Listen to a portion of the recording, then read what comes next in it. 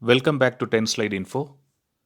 Yesterday we discussed the Indian Army's plan to induct 6 Swati weapon locating radar, and it was just an overview of the deal which has been planned.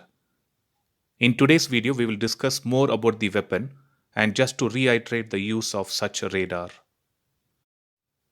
A weapon locating radar are primarily used to detect and locate enemy artillery units by tracking the trajectory of incoming rounds, and they can also track the mortar shells and unguided rockets.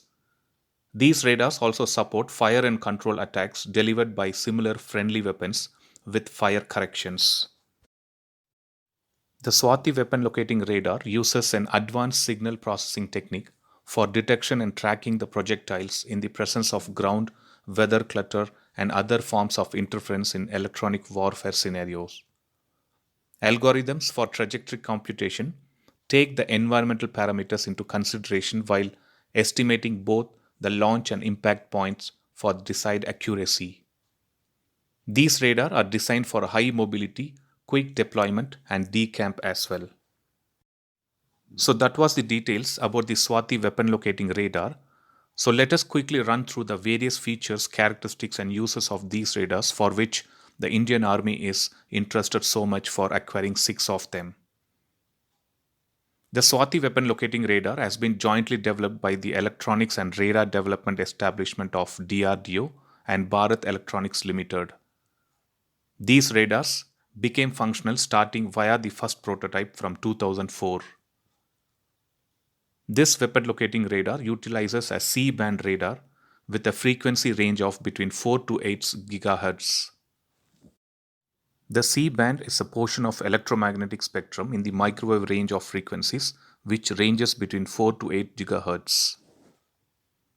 Swati weapon locating radar's operating temperature is between -20 to 55 degrees Celsius and operational altitude is up to 16,000 feet. The transmitter and receiver of Swati weapon locating radar are fixed ones, including the antenna. The elevation coverage of the radar is between -5 to 75 degree and azimuth coverage is between -45 to +45 degrees.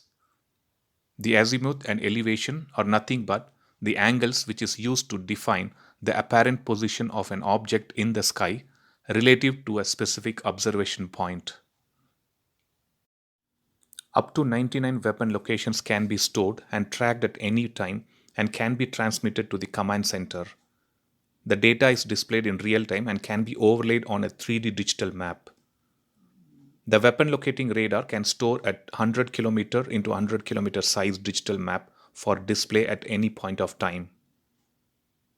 Number of targets which can be tracked using this radar are 9 of them, and upon detecting an incoming object, it automatically acquires and classifies the threat and initiates a track sequence. While doing the initiation of track sequence, it continues to search for new targets as well. The incoming round's trajectory is tracked and a computer program analyzes the track data and then extrapolates the round's point of origin. This calculated point of origin is then reported to the radar operator, thus allowing the friendly artillery to direct counter battery fire towards the enemy artillery units.